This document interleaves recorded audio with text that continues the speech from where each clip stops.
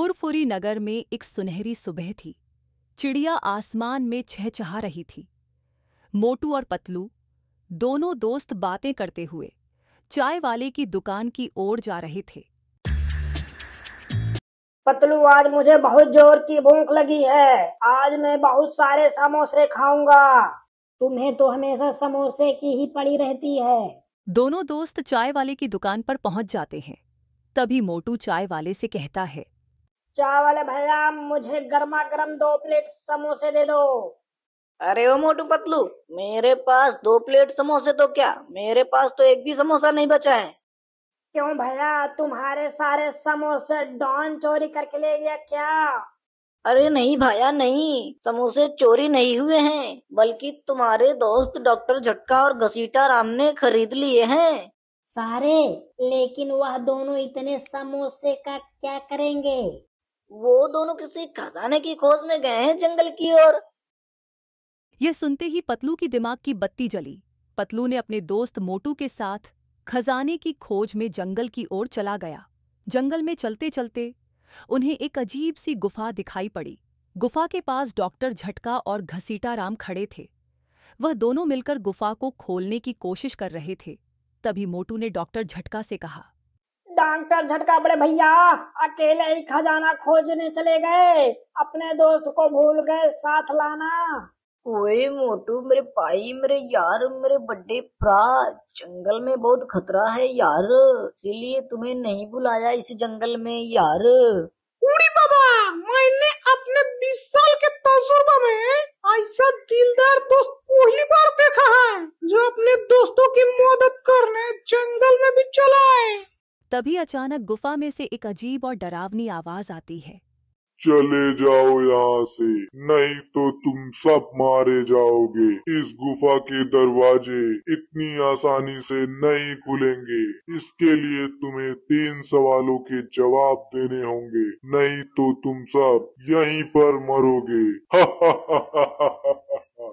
इतना सुनते ही चारों दोस्त डर के मारे थरथर कांपने लगते हैं। लेकिन मोटू ने हिम्मत जुटाकर गुफा से बोलता है, गुफा जी, आपके पास ना तो सर है, ना ही पैर और मुख भी नहीं है, तो आप बोल कहाँ से रहे हो? कोई बात नहीं गुफा जी, आप तीनों सवाल ही बता दीजिए। ध्यान से सुनो मेरे तीनों सवालों को। पहला सवाल, जब इंसान मुसीबत में पड़ता है तो उसके मुंह से क्या निकलता है? पहला सवाल सुनते ही मोटू के मुंह से निकलता है, हे भगवान, बचा ले मुझे। इतना सुनते ही गुफा से आवाज आई, बिल्कुल सही जवाब।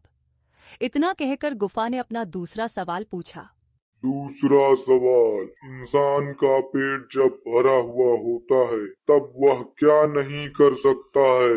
तभी पतलू की दिमाग की बत्ती जलती है और वह तुरंत बोलता है, गुफा जी, जब इंसान का पेट भरा होता है तब वह और अधिक भोजन नहीं कर सकता है। पतलू का जवाब सुनकर गुफा को संतुष्टि हुई और उसने अपना तीसरा सवाल पूछा। तीसरा और अंतिम सवाल, जिसका जवाब देते ही गुफा के दरवाजे खुल जाएंगे, तो बताओ सच्चा मित्र कौन है? ये सवाल सुनकर सभी दोस्तों ने एक साथ मिलकर जवाब दिया, जो मुसीबत में भी साथ दे, वही सच्चा मित्र है यार। ये जवाब सुनते ही गुफा के दरवाजे खुल गए और चारों दोस्त गुफा के अंदर चले गए। अंदर जाकर उन्होंने देखा कि वहां पर तो कोई खजाना है ही नहीं, बल्कि वह जगह बहुत ही डरावनी और भयानक लग रही थी। आसपास कई सारे मरे हुए लोगों के कंकाल पड़े हुए थे। ये सब देखकर वह सभी लोग और भी ज्यादा डरने लगे। तभी अचानक से उनकी नजर एक ताबूत पर पड़ी। ताबूत पर एक अजीब सी पहेली लिखी हुई थी। तभी डॉक्टर झटका घसीटा राम से बोलता है, ओए घसीटे मेरे भाई, मेरे यार, ये कहाँ फंसा दिया तूने अपने खजाने के लालच में हमें यार। उड़ी बाबा, मैंने अपने 20 साल के तजुर्बे में ऐसी जगह पहली बार देखी है। तभी अचानक बिना सोचे समझे वह ताबूत पर लिखी पहेली पढ़ने लगता है, खुल जा सिम सिम, यह डायलॉग हो गया है पुराना। खुल जाए ताबूत, आजाद हो जाए जादूगर खुराना।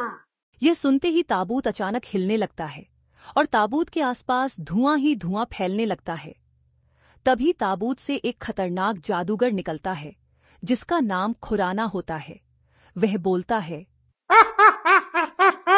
मेरा नाम नहीं है किसी को बताना, मैं हूँ जादूगर खुराना।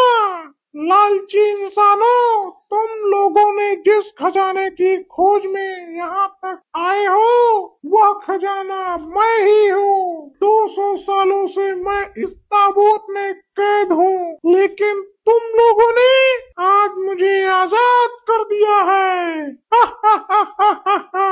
अब इसके बदले में मैं तुम लोगों की एक इच्छा पूरी करूँगा। बोलो, क्या है तुम्हारी इच्छा? जादूगर जी, मैंने आपको आजाद किया है, मेरे ऊपर समोसे की बारिश कर दीजिए। क्या ये तुम्हारी इच्छा है? इतना सुनते ही जादूगर ने मोटू के ऊपर समोसे की बारिश करने लगा। मोटू समोसे का आनंद ले रहा था, तभी अचानक जादूगर वहां से गायब हो गया। ये देखकर चारों दोस्त हैरान हो गए और सभी सोचने लगे, जादूगर आखिर गया कहाँ? तभी डॉक्टर झटका मोटू से कहते हैं, मोटू मेरे भाई मेरे यार, हमारे पास एक ही विष थी यार, जो तुमने अपने समोसे खाने के लालच में वेस्ट कर दी। आओ मेरे दोस्तों, मोटू को हम भी थोड़ी थोड़ी करके चटनी का स्वाद देते हैं यार। इतना कहकर डॉक्टर झटका, पतलू और घसीटाराम तीनों मिलकर मोटू की खूब चटनी का पिटाई करते स्वाद हैं। देते हैं यार। पिटाई करने के बाद पतलू बोलता है, चलो दोस्तों, चलो अपने घर चलते हैं और देखते हैं कहीं जादूगर खुराना हमारे घर तो नहीं गया है।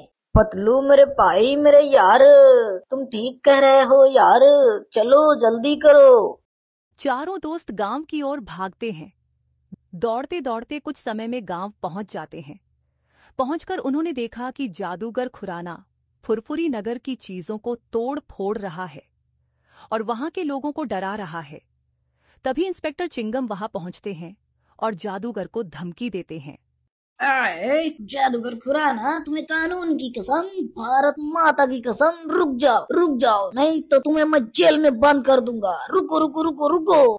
जादूगर खुराना को कैद कर सके ऐसे कोई जेल नहीं।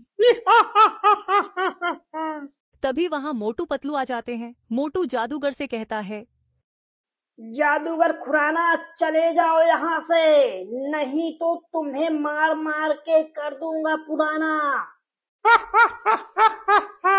मोटे इंसान, जब तक मेरे हाथ में मेरी जादुई छड़ी है, तुम मेरा कुछ नहीं बिगाड़ सकते।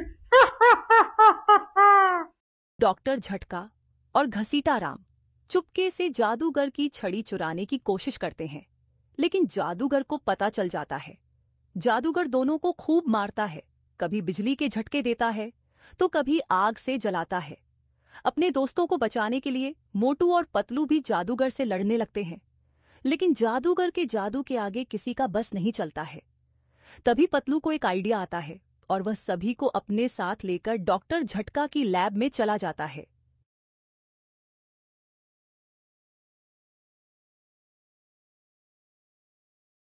पतलू मेरे भाई मेरे यार, मेरे पास कोई जादुई छड़ी नहीं है यार, जो तुम हम सबको लैब में लेकर आ गए हो यार।